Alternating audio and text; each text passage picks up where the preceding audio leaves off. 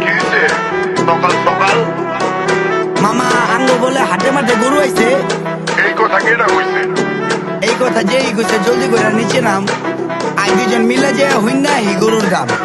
গরু আইলো